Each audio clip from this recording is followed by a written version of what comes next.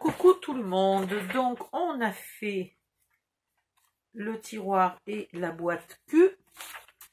On va passer à la boîte W. Alors la boîte W, je l'avais commencé tout à l'heure et puis j'étais obligée d'annuler ma vidéo. Donc je vais la ressortir parce que je ne vais pas en faire 50 du fait que j'en ai besoin. Voilà, elle est là.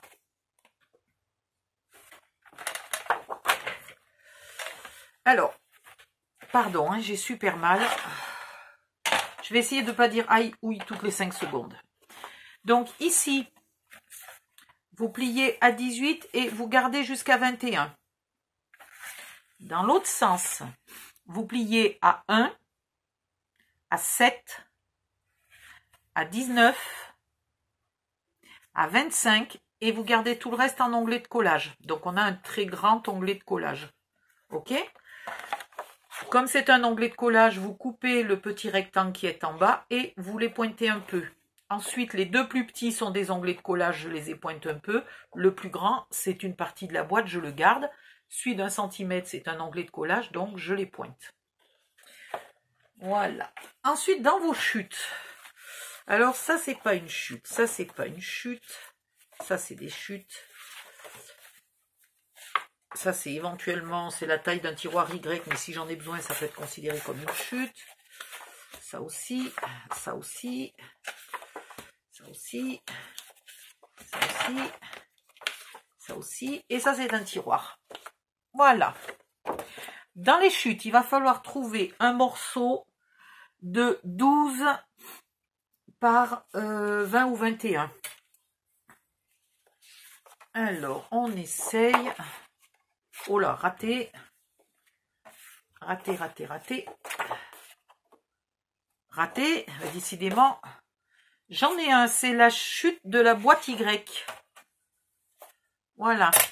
Alors, dans la chute de la boîte Y, aïe, aïe, aïe, j'ai très mal. On va faire un morceau de 12 de large.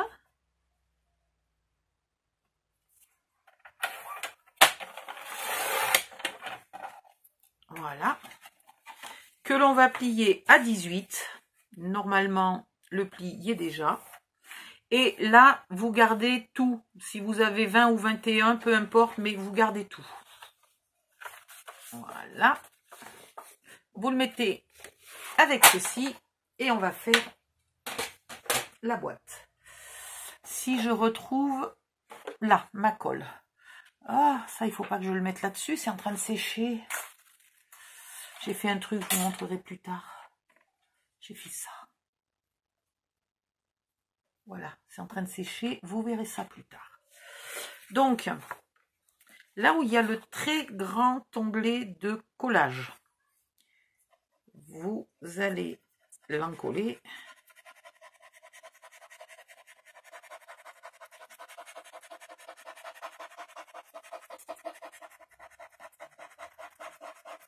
Voilà. Et vous y mettez votre morceau de 12 cm par-dessus, bien à ras du pli, mais pas sur le pli. Voilà.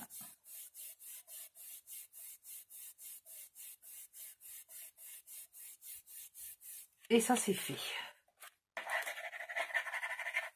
Donc du coup, ça sera à l'extérieur, hein, puisqu'il faut toujours mettre les onglets de collage à l'extérieur dans les boîtes. Donc, je vais faire mes plis en fonction de mon onglet de collage. Là, ça s'est pas un peu décalé par hasard.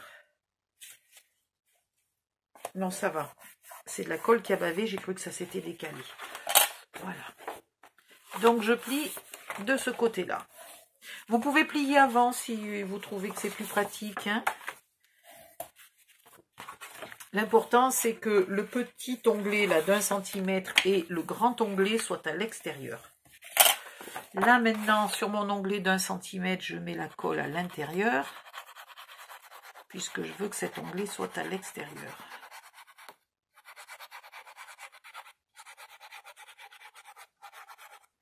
Hop!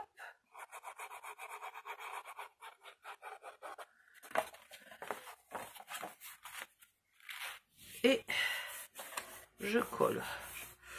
Alors là,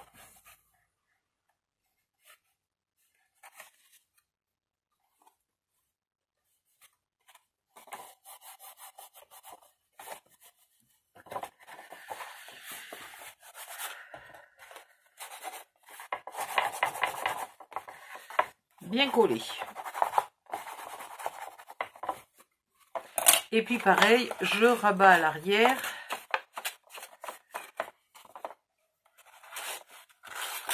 J'avais peut-être pas marqué mon pli, c'est pas dégourdi ça.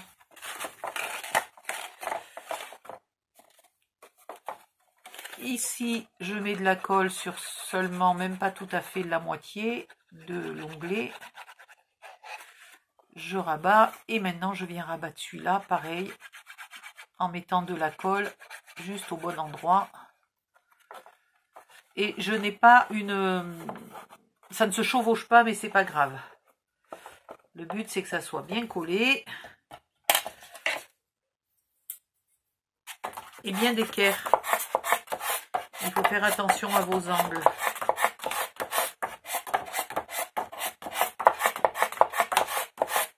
Voilà, désolé pour le bruit. Et vous avez la boîte. Maintenant, on va faire le tiroir.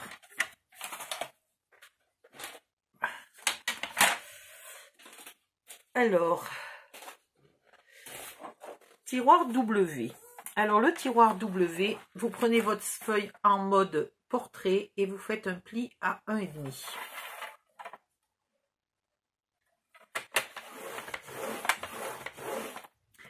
Vous la retournez, vous la mettez toujours en mode portrait et vous faites un autre pli à 1,5. Entre les deux, vous aurez donc 18.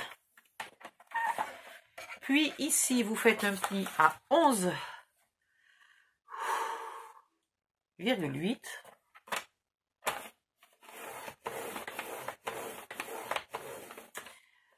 « 11,8, 17,6.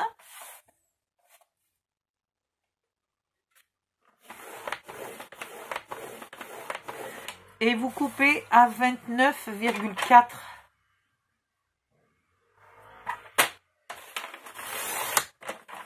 Voilà. Vous mettez ça de côté 2 secondes. Et vous... Est-ce que j'y arrive? Oui, aïe. Vous trouvez 2 chutes qui fassent au moins 5,8. Ça, c'est bon. Donc, vous la coupez à 5,8.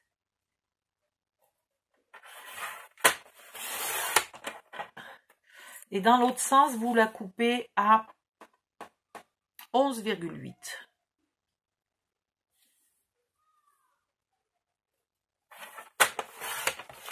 Une deuxième, 5,8, alors 11,8. Hop.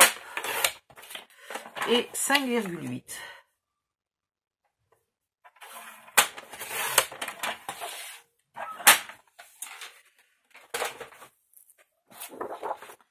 Ici. Aouh! Vous coupez là tout droit. Là aussi. Et vous les épointez tous, les 3.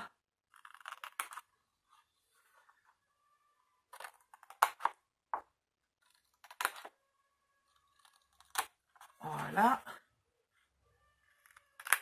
Du coup, si vous savez faire, vous pouvez le faire directement. C'est-à-dire qu'au lieu de couper tout droit, vous faites un V qui arrive à la pointe du croisement des plis.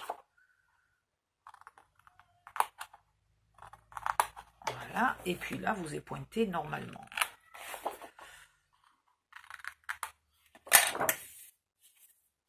Vous marquez tous vos plis.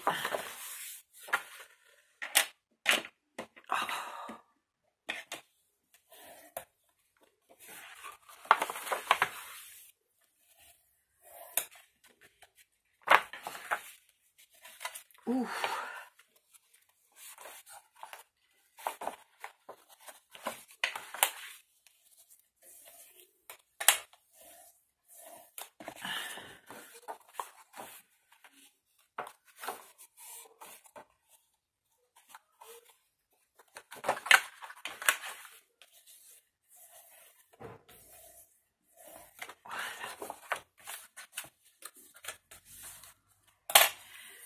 Sur le petit onglet, en mettant l'onglet à l'extérieur, donc je mets la colle à l'intérieur, je viens coller mon petit bout.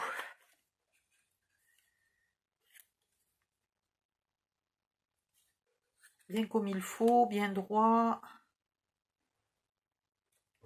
Voilà, même chose de l'autre côté.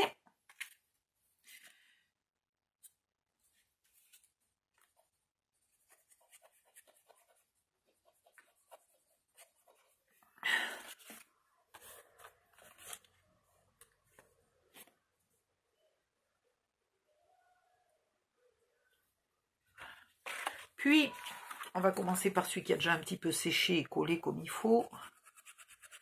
Vous mettez de la colle là.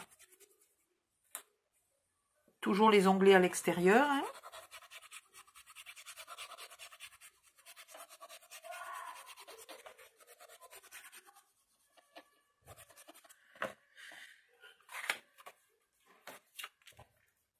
Et vous venez tout simplement fermer votre tiroir.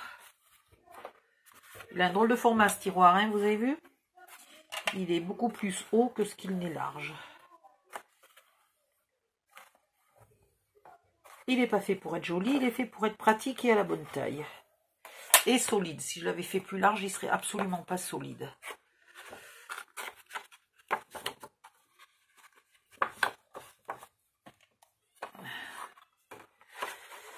Ah, j'aurais dû vous donner dans chaque vidéo la dimension des papiers pour recouvrir. Ouïe, ouïe, ouïe. Vous savez quoi? Je crois que je vais vous noter tout ça dans un tableau. Toutes les dimensions des boîtes. Par contre, vous suivrez bien les vidéos pour quand même savoir comment chaque boîte se monte. Quand je fais des tableaux, il y en a qui ont tendance à regarder seulement le tableau. Évidemment, quelques heures après, ça donne un message « J'ai rien compris ». Ben oui, évidemment, t'as pas regardé la vidéo, ma cocotte. Bon, par contre, les dimensions dans un tableau, ça vous aidera si vous avez des problèmes d'oreille, par exemple.